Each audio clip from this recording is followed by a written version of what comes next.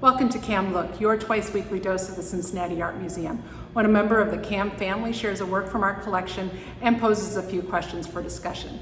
We hope you'll check back on Tuesdays and Thursdays at 10 a.m. for a new work and a new chat. Hi, my name's Emily and I'm the Director of Learning and Interpretation here at the museum. And today I'm sharing one of my favorite works of art in honor of his birthday by Canaletto.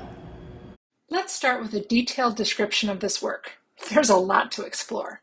This landscape-oriented painting is 20 3/4 inches by 27 7/8 inches and was painted in about 1743.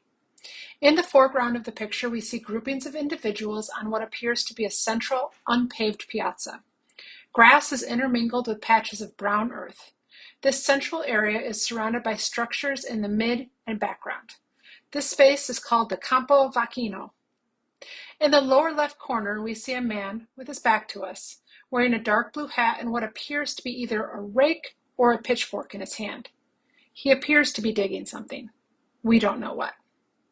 Moving to the right, in the middle of the foreground is a white monkey, crouching over, looking at something on the ground. Was this monkey actually on the scene or a fun, imaginative addition of the artist? Moving even further right, we see a grouping of 4 people, 3 facing away from us, another facing the viewer. The 3 with their backs to us are a man wearing a white powdered wig and a light gray knee-length coat that flares from the waist. He appears to be carrying a sword. He holds the hand of a child in a yellow coat, also flared from the waist, and red leggings. They are accompanied by a third man in a light blue beret wearing a brown knee-length cape.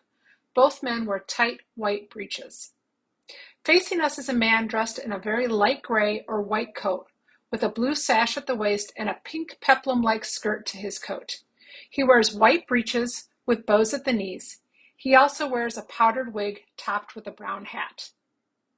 On the very right of the picture, in the foreground, we see another man, back to us, wearing a blue cape over an ankle-length brown coat. He wears a brown hat. He appears to be carrying several bundles in his arms with a long staff. In the center of the midground of the painting is the subject of this work, the Arch of Septimus Severus. It is a triumphal arch with one central passage. From the top, we see what appears to be trees growing. I promise I'll get back to the arch. To the right of the arch is the mid-17th century church of the Saints Luca and Martina with its blue dome. In front of the stairs leading into the church, we see a woman in a blue dress with brown short jacket carrying a bundle. A small child is in front of her, and she reaches out to them. In the doorway of the church is a figure in a red cape. It's difficult to determine whether it's a man or a woman. In the background, we see additional people milling about. Through the arch, we see a city street leading away from it. In the background and to the left, we see the Palazzo dei Conservatori, sitting on top of Capitoline Hill. This building was the seat of an elected magistrature, which had the task of administering the city as early as the 15th century. Today it houses the Capitoline Museums. Above the entire scene, we see a bright blue sky covered in white fluffy clouds.